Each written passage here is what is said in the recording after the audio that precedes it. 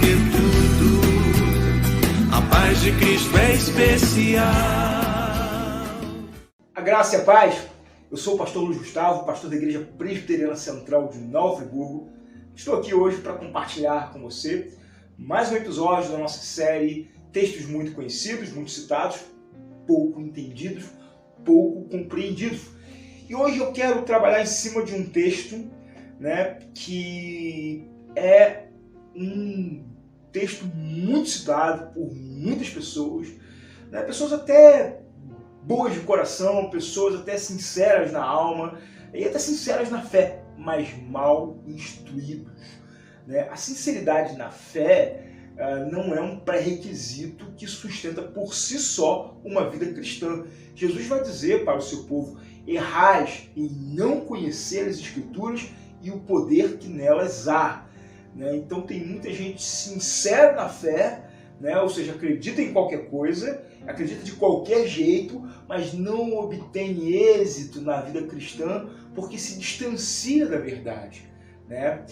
E existem algumas pessoas cujo caráter é duvidoso e justificam a ignorância bíblica com a própria Bíblia. E esse é um texto mais utilizado por aqueles preguiçosos que não querem conhecer as Sagradas Escrituras, que não querem conhecer a Palavra de Deus, que ficam se escondendo atrás de desculpas esfarrapadas, mal engendradas, e até mesmo levianas, porque usam da própria Bíblia para tirar a autoridade do conhecimento bíblico. Vamos então conhecer esse texto? Esse texto se encontra na segunda epístola de Paulo aos Coríntios, no capítulo 3, no verso 6. Vou ler apenas o versículo no qual a frase aqui muito citada está inserida. Depois eu explico o contexto. Diz assim: o qual nos habilitou para sermos ministros de uma nova aliança, não da letra, mas do Espírito, porque a letra mata, mas o Espírito vivifica. Amém? Bom, esse é um texto muito complexo. Como ele é utilizado normalmente? Pessoas que não querem estudar Bíblia, pessoas que acham que o ensino teológico, que o ensino bíblico, ele é dispensável ou, quem sabe, menor do que a experiência espiritual, Dizem que a letra, ou seja, a palavra mata, mas o Espírito é que me fica importante ter um Espírito. Essa é um grande engodo, essa é uma grande mentira, assim ensinada, assim pregada. Mas, pastor, o Paulo não falou isso? Falou. A questão não é o que ele falou, mas a questão é o que ele quis dizer com isso. O ensino bíblico, a leitura bíblica, ela não fica, em hipótese alguma, refém à sua percepção. Ela está dentro de um contexto, ela tem uma história, ela tem um sentido, ela tem um significado. E esse significado, mais uma vez eu afirmo, não é refém, não é cativo do que você acha, de como você interpreta. Embora algumas pessoas ventilem, e reivindiquem aí uma autoridade para interpretar a Bíblia como ela quiser, não é bem assim. Você tem liberdade sim para ler e interpretar e aplicar na sua vida, mas você não tem o direito de mudar o sentido bíblico. E é isso que está acontecendo aqui.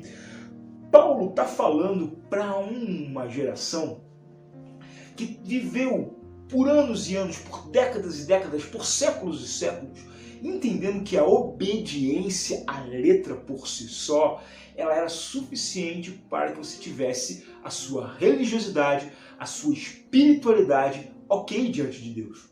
E não é assim. Não era e não continua sendo. Por quê?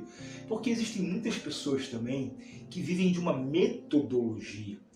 Algumas pessoas que acreditam de alguma maneira que um método ele pode sustentar você espiritualmente. Existe isso nas aulas mais tradicionais e nas aulas menos tradicionais também. Existem pessoas que, por saberem alguns textos bíblicos, por serem criados na igreja, por serem, de repente, ali ministros de alguma coisa na igreja, terem suas funções, ou estarem inseridos dentro de um contexto religioso, acham que estão crentes, que estão bem, que estão agradando a Deus. né? Por ler a Bíblia todo dia, por fazer algumas coisas que ela acha importante para Deus, né? Ela está ok, ela não precisa fazer mais nada.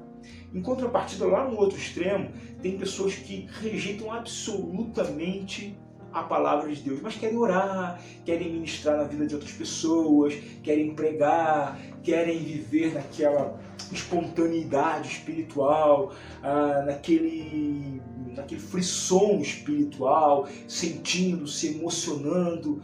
Nós temos erros nas duas extremidades, nas duas polaridades. Né? Filho de crente não é crentinho. Isso é uma coisa que eu aprendi quando eu entrei na igreja.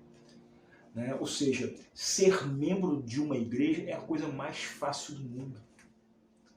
Você sabe que o diabo coloca muita gente na igreja para que elas ali, enganadas, né, elas achem que elas estão ok e continuam servindo ao diabo dentro da igreja? Pessoas que não têm piedade, pessoas que não têm amor ao próximo, pessoas que são faladeiras, pessoas que são criadoras de confusão, estão vivendo no meio da igreja e acham que são crentes. Mas quem separa o joio do trigo é o Senhor, não sou eu, o pastor, nem ninguém na igreja. Eu acho que nós precisamos ter a clareza de pensar que o cristianismo, né, ele não é o que as pessoas dizem que ele é. Você não pode ver o cristianismo na sua essência na vida de uma pessoa que falta, na vida de uma pessoa que falha. É lógico que o verdadeiro cristianismo vai ser visto no meu testemunho. É lógico que o verdadeiro cristianismo vai ser visto na minha vida. Sabe aquela história? Não, entra na igreja, mas olha para Jesus, não olha para o teu irmão não. Isso é mentira também. Isso é uma grande mentira que se fala nas igrejas. Como que a pessoa vai saber se o cristianismo é uma coisa boa, né, quando eu vejo pessoas que pregam aquilo ali, não vivendo aquilo ali? Eu tenho que acreditar que o cristianismo pode ser diferente na vida de outras pessoas também. Eu não posso pegar um caso específico e dizer o cristianismo é ruim porque aquela pessoa não vale nada, porque aquela pessoa não tem ética, não tem moral, não tem respeito próprio nem do outro. Eu preciso olhar e ver o que a coisa é de fato. Né? E conhecer a Bíblia é o caminho para isso. Conhecer as Sagradas Escrituras e ser confrontado por elas é a resposta para isso.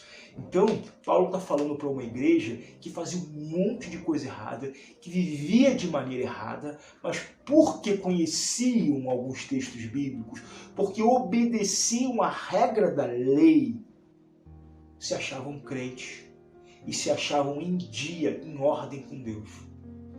Mas Paulo fala assim, essa lei no Antigo Testamento era assim.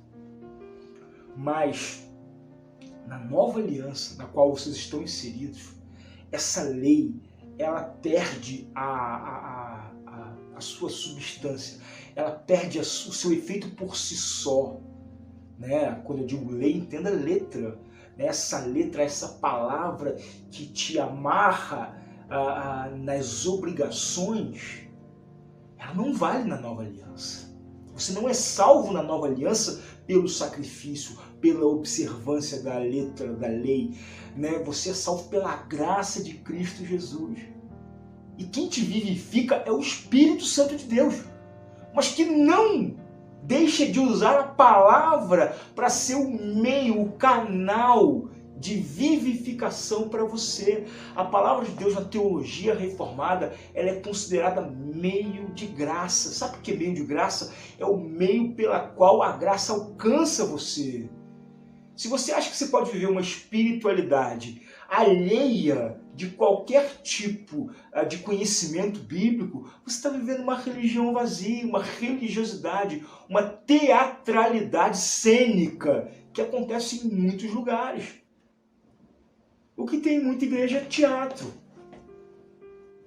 E aí o camarada justifica que ele não precisa de muita teologia porque a letra mata. Mas é o Espírito que justifica. O Espírito vai te justificar e vai te vivificar através de quê? Através da palavra. O que Paulo vai ensinar no contexto para a igreja de Corinto é o seguinte: nós precisamos conhecer a palavra de Deus.